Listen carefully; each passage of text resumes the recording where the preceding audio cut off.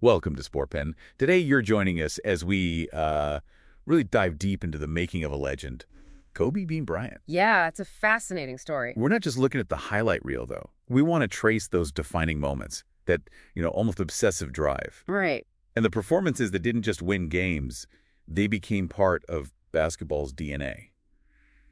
What really makes someone iconic? How did Kobe's journey kind of reshape our understanding of sports greatness? It's really interesting to consider how those early influences shape a career like his. I mean, Kobe's connection to basketball was practically hereditary, wasn't it? His father, Joe Jellybean Bryant, played in the NBA. Right, Jellybean Bryant. But the narrative takes let's say, an interesting turn when the family moved to Italy. That was back in 1984. Kobe was just 6. Italy, yeah. Not exactly the first place you think of for future NBA superstars back then. Yeah. How did that European experience affect his development? Well, that early time in Italy where, fundamentals are often really emphasized, it likely gave him this meticulous approach to skills, maybe a precursor to the Mamba mentality. They lived in a few places, Rieti, Reggio Calabria, Pistoia, but Reggio Emilia seems most important. That's really where he discovered his love for the game, played organized ball for the first time. And we hear stories, even from back then, about this kid already showing that incredible dedication. Any specific examples that hint at what was coming? Oh, absolutely. Andrea Barocci, who wrote An Italian Named Kobe, tells these stories about young Kobe being so driven, he'd find ways to get onto the local church playground just to practice for hours. Wow. And it wasn't just observers. Davide Giudici, one of his teammates in Reggio Emilia, he remembers Kobe being just exceptionally talented, even then. And apparently Kobe was already saying he wanted to be an NBA star. That's pretty bold for a young kid playing in Italy. Very bold. So from Italian playgrounds, they come back to the U.S. He hits the high school scene at Lower Merion in Pennsylvania. That's quite a change of pace. And he didn't just adjust, he dominated. His senior year stats are just incredible. Almost 31 points, 12 rebounds, 6.5 assists, 4 steals, nearly 4 blocks a game. Wow, filling the stat sheet. Completely. A picture of a player just controlling every part of the game at that level. And he was doing this at the Palestra sometimes, right? That famous old gym near Penn. Yeah. That's a serious spotlight for a high school kid. Exactly. Those games got a lot of attention. There's even a quote from the Daily Pennsylvanian newspaper back then asking something like, "Have you ever wondered what the future of basketball looks like?" after one of his games. Almost prophetic looking back. It really was. Which naturally led to that big debate. College or jump straight to the NBA. That wasn't nearly as common then as it became later. No, definitely not the norm. But his talent was just so undeniable. It sort of forced the issue. And even in high school, you could see flashes of that competitive fire, what we'd later call the Mamba mentality. Right, like that story about the Ridley High coach. Tell us about that one. Yeah. So the story goes, the opposing coach boasted that if they held Kobe to 15 points, his team would win by 30. Okay. Kobe's response: he scored exactly 15 points, but dished out 17 assists. And Lower Merion won easily. He proved his point, without just scoring. That's brilliant. Yeah. Still, even with that kind of dominance, there were apparently some questions from NBA scouts, especially after his last high school game. True, it sounds strange now, but yeah. Even though he dropped 39 points in that state final against Chester High, back at the Palestra again. And 39 points. Right.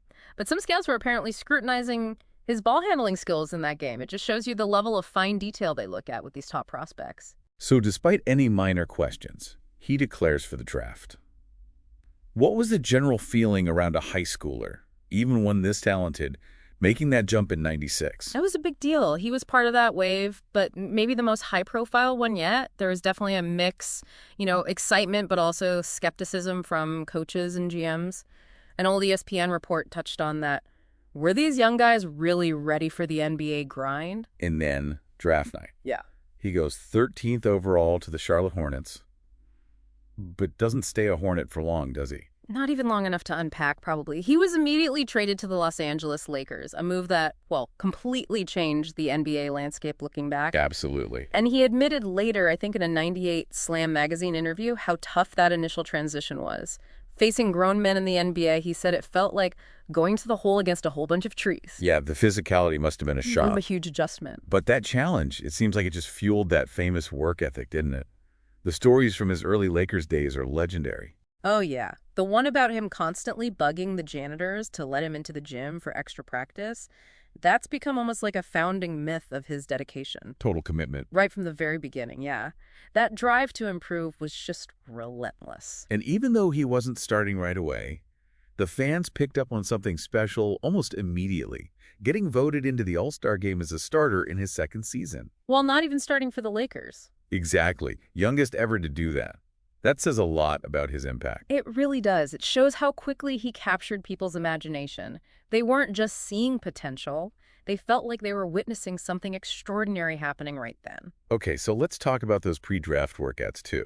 They have their own mythology. Especially the Lakers one. Jerry West supposedly cut it short, saying he'd seen enough. That's a massive vote of confidence from the logo himself. Huge. And the Lakers actually worked him out twice. One session even included a scrimmage against Dante Jones, who was another highly rated prospect. They really did their homework. They wanted to be sure. Definitely. And it's also interesting, the Celtics were apparently very keen on him too, but they ended up drafting Antoine Walker instead.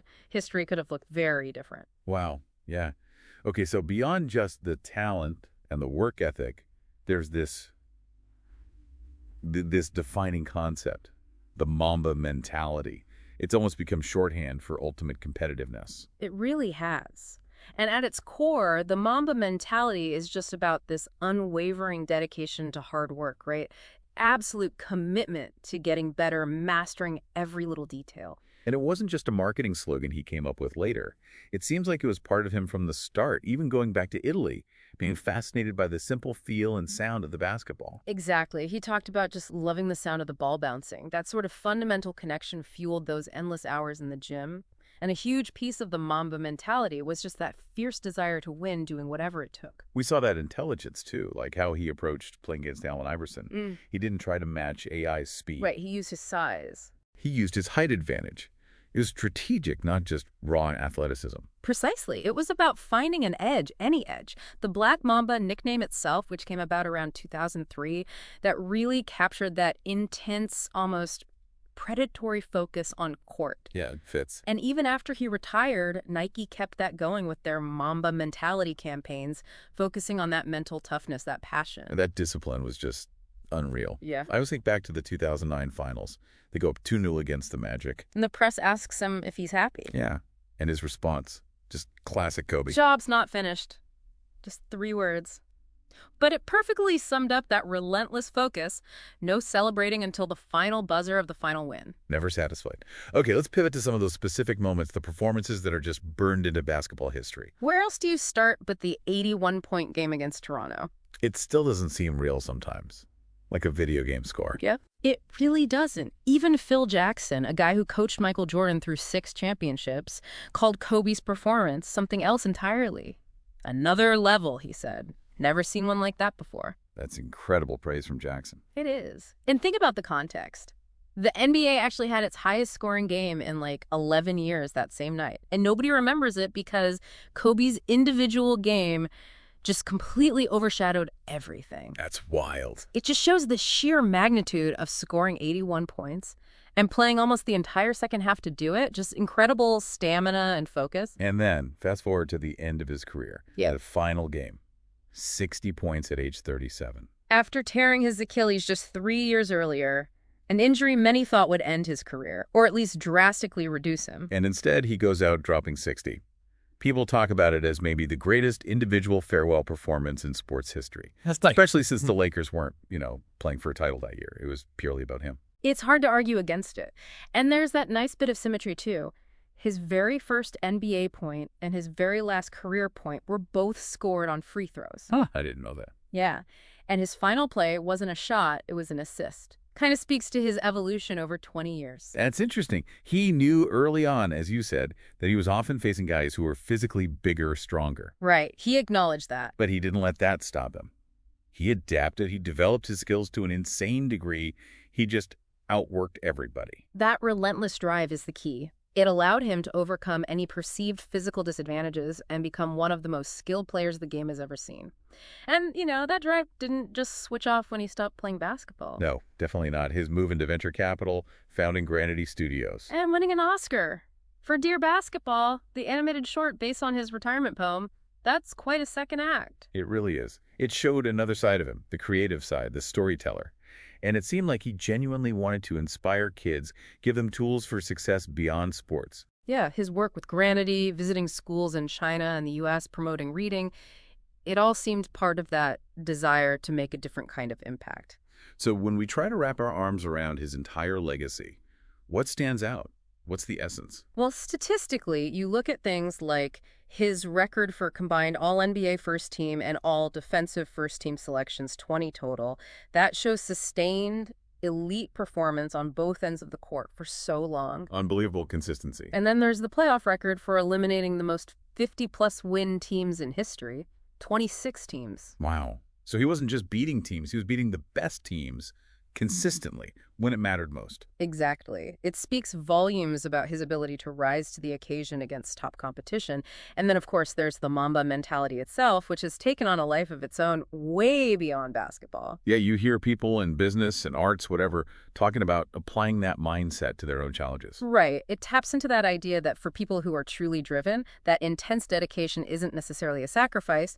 It can be fulfilling, enjoyable even. And you can't talk about Kobe's legacy without the comparisons to Michael Jordan, can you? No, it's inevitable. The ultimate measuring stick in basketball. How do those comparisons usually shake out?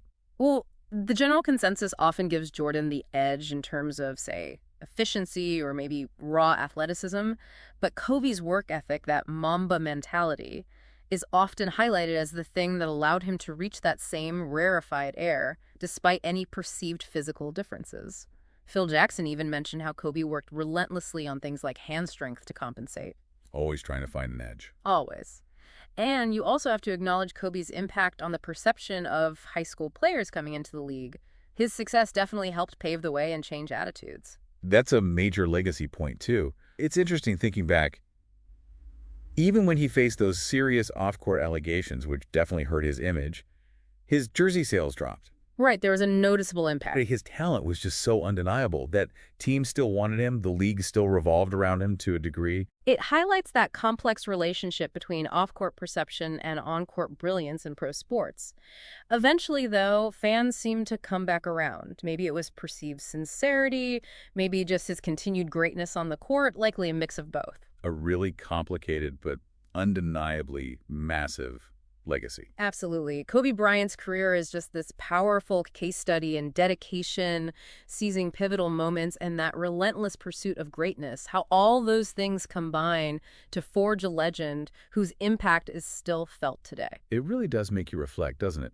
Which parts of Kobe's journey, that early singular focus, how he adapted to challenges, maybe just that unwavering commitment, which parts resonate most? And how does a story like his maybe influence your own thinking about striving for excellence, whatever your field is? Yeah, those are definitely things to think about long after this conversation. Thanks for listening to Sportpen.